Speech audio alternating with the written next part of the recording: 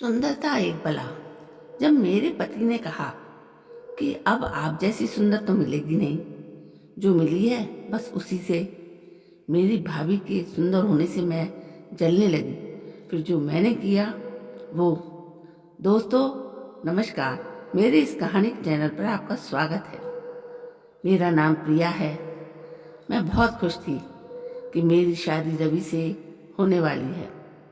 शादी घर वालों की मर्जी से ही तय हुई है। मेरे भैया की शादी अभी 1 साल पहले ही हुई थी। मेरी भाभी का नाम रचना है। मेरी भाभी बहुत सुंदर है, साथ ही बहुत हंसमुख है। हंसना और बातें करना उन्हें पसंद है। जब से भाभी घर आई है, घर में एक अलग ही माहौल रहता है। मेरी भाभी से मेरी अच्छी बनती है, लेकिन एक बात की वजह से मुझे नहीं पता था कि मेरी सोच इतना बदल जाएगी।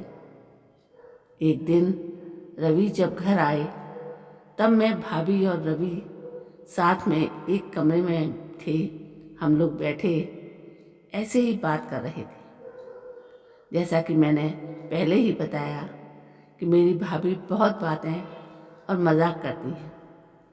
ऐसे ही बातों बातों में उन्होंने रवि से कह दिया कि आपने भी क्या देखकर इन्हें पसंद कर लिया। आपका दिमाग तो सही है, अभी भी मौका है, आप बच सकते हो। शादी अभी हुई नहीं है। इतना भी होता तो शायद मैं बर्दाश्त कर लेती, लेकिन उसके बाद जो रवि ने कहा उससे मुझे ज़्यादा बुरा लगा। रवि ने कहा कि क्या करूं भाभी, आपकी जैसी सुंदर तो मुझे शायद मिलेगी नहीं, तो अब जो मिली है उसी से कर लेता हूँ। बात मजाक में ही हो रही थी, लेकिन मुझे वो बात दिल पर लग गई। उस समय मैंने भी बात हंसी में टाल दी, लेकिन मुझे अब वो बात सोने नहीं दे रही थी। मैं पता नहीं क्या क्या सोचने लगी थी। मैं अपने आप को भाभी के साथ कंपेयर करने लगी थी। मुझे उनसे और उनकी सुंदरता से होने से जलन होने लगी थी। एक छोटी सी बात मेरे अंदर यह बदलाव ला सकती है, मैंने सोचा नहीं था। मैं उस बात का जवाब देना चाहती थी। मैं कुछ भी सोचने लगी थी। मैं सोच रही थी कि कैसे उन्हें भी मैं रुलाऊं। शादी की तैयारियों के साथ मेरा दिमाग भी कहीं और ही चलने लगा। एक दिन भाभी शॉपिंग करने मम्मी के साथ बाहर गई थी। घर में भैया थे। मैंने सोचा था कि भैया को कुछ ऐसा कहूँ जिससे इन दोनों के बीच में झगड़ा हो, थोड़ी कहासुनी हो, भाभी थोड़ी परेशान हो। उस समय मैं बस इतना चाहती थी, लेकिन मुझे नहीं पता था कि मेरी उस बात से उन दोनों की जिंदगी में जहर घुल जाएगा। भैया भाभी को फ़ोन लगाकर पूछ रहे थे कि कब तक आओगी। भाभी ने कहा बस ही आ रही हूँ। भैया बोले कि पहले भी यही बोला था, अभी भी यह कब तक आओगी। मैंने उस बात को पकड़ लिया और भैया के फ़ोन रखने के बाद मैंने कहा कि खूबसूरत लड़कियों की बात का कोई भरोसा नहीं होता। भैया पता नहीं क्या क्या छुपाती हैं, क्या झूठ बोलती हैं। आखिर वो भाई तो मेरे ही थे। उन्होंने भी मेरी इस बात को पकड़ लिया। पूछा क्यों, क्या बात कर रही है, तुझे कुछ पता चला है क्या। मैंने जानबूझकर ऐसा दिखाया कि मैं कुछ जानती हूँ और उनसे छिपा रही हूँ। मैंने कहा नहीं, कुछ नहीं, मैं तो बस ऐसे ही बोल रही थी। भैया ने फिर पूछा तो मैंने और ज़्यादा उन्हें परेशान किया। मुझे पता था कि वो जितना परेशान होंगे उतना ही भाभी भी होंगी। मैंने उन्हें ऐसे ही कहा कि भैया मैं क्या बताऊँ, आप खुद समझदार हो। वो बोले क्या मतलब, क्या बोलना चाहती है, ठीक से बता। मैं अब क्या कहती, लेकिन अच्छा हुआ कि उसी समय भाभी और मम्मी वहाँ आ गई और बात टल गई। लेकिन मुझे बहुत खुशी हो रही थी कि मैंने अपना काम कर दिया। भैया उनके आते ही अपने कमरे में चले गए। बस मुझे अब भाभी का वैसा चेहरा देखना था जो मैं देखना चाहती थी। भाभी करीब 1 घंटे बाद जब कमरे से निकली तो उनका चेहरा बयान कर रहा था कि मैंने जो बोला है उसका असर हो रहा है। भैया का भी मुंह उतरा हुआ था।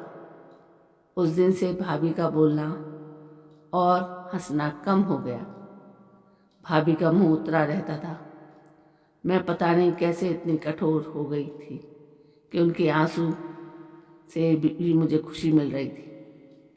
भैया और भाभी में सब कुछ ठीक नहीं है, इस बात का पता अब हमारे घर में सबको चल गया था। भाभी अब मुझसे भी बात नहीं कर रही थी, लेकिन मुझे बुरा नहीं लग रहा था। एक दिन भैया भाभी से किसी बात पर बिगड़ गए और सबके सामने उन्हें घर से जाने को कहने लगे। मम्मी और पापा ने कहा कि क्या हुआ, क्या बात कर रहा है,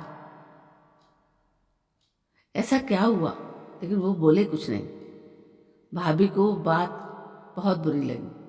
वो घर से जाने लगी। मम्मी ने कहा कि शादी सर पर है, ऐसी कहाँ जा रही हो। भैया बोले उसे जाना है तो जाने दो।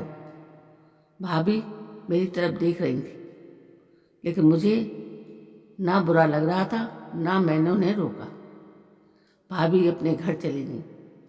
शादी में सिर्फ 10 दिन बाकी थे और भाभी घर से चली गई। घर में मम्मी और भैया और पापा को देखकर अब मुझे थोड़ा बुरा लगने लगा, पर मैं अब कुछ नहीं कर सकती थी क्योंकि बात बहुत आगे निकल गई थी। सच बताऊं तो बात इस हद तक चली जाएगी इसका मुझे भी अंदाजा नहीं था। शादी के समय सभी के मुंह उतरे हुए थे और इसका कारण मैं थी, लेकिन यह बात मैं कैसे बता सकती थी। भाभी को मम्मी ने फ़ोन किए, लेकिन वो नहीं आई। घर का माहौल भी बदल गया। भैया से सभी पूछ रहे थे कि ऐसा क्या हुआ, लेकिन वो भी कुछ नहीं बता रहे थे। घर की रौनक ही चली गई। शादी को 1 दिन बचा और भाभी अचानक ही वापस आ गई। भाभी को देखकर मम्मी खुश थी। मैं अभी भी भाभी से बात नहीं कर रही थी। सोच रही थी कि किस मुंह से बात करूं। मेरी वजह से भाभी इतना परेशान जो हुई। भाभी खुद ही मेरे पास आई। मैंने बोला आप आ गई। वो बोली हाँ। मैंने सोचा कि अगर मैं नहीं आती तो तुम्हें तैयार कौन करता। भाभी ने ऐसा कहा तो मैं रोने लगी।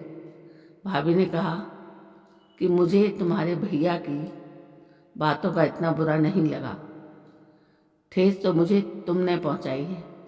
मैं घर से भी तुम्हारी वजह से गई थी। मैंने सोचा था कि तुम मुझे फ़ोन करके बुलाओगी, लेकिन तुमने ऐसा नहीं किया। मुझे नहीं पता तुमने ऐसा क्यों किया, लेकिन मैं तुम्हें एक बात समझाना चाहती हूँ। अब तुम्हारी शादी होने वाली है, तुम दूसरे घर जाओगी। कुछ ऐसा मत करना जिससे बाद में तुम्हें पछतावा हो। मैंने भाभी को कहा कि मैं भैया को बता देती हूँ कि वो मजाक था। भाभी बोली तुम उसकी चिंता मत करो। उन्हें अगर अपनी पत्नी पर विश्वास नहीं तो यह उनकी गलती है, तुम्हारी नहीं। मैं उनसे निपट लूँगी। शादी का समय है, तुम खुश रहो। भाभी के आते ही घर में रौनक आ गई। इस गलती ने मुझे बहुत कुछ सिखाया। मेरे अंदर की जलन और ईर्ष्या को ख़त्म कर दिया। मेरे अंदर एक डर पैदा कर दिया कि मैं कहीं गलती से भी किसी के साथ कुछ गलत ना कर दूं। भाभी मेरी जैसी नहीं है, मुझे पता है वो भैया को संभाल लेंगे। मैंने भाभी के साथ इतना कुछ किया, लेकिन उन्होंने अपना फर्ज नहीं भूला, ना ही यह बताया कि यह अब मेरी गलती है। ऐसी भाभी सभी को मिले। आपको ये कहानी कैसी लगी कमेंट कर हमें ज़रूर बताएं। इसी तरह की कहानियाँ आपको यहाँ मिलेंगी, तो बने रहिए हमारे साथ, हमारे चैनल हमारी कही में, और चैनल को सब्सक्राइब करना ज़रूर भूलिएगा नहीं। दोस्तों, कहानी कैसी लगी? ऐसी कहानियाँ मैं समय समय पर इस चैनल पर लाती रहती हूँ। यदि आपको ऐसी कहानियों में इंटरेस्ट है तो प्लीज़ मेरे चैनल को सब्सक्राइब करें, बल्कि ऑल बटन पर दबाकर अपने सब्सक्रिप्शन को, अपनी कहानियों को, इंतज़ार को ख़त्म करें। जब भी कहानी नहीं आएगी वो आप तक पहुंच जाएगी। तो कल मैं फिर हाजिर होती हूँ। तब तक के लिए जय हिंद, वंदे मातरम।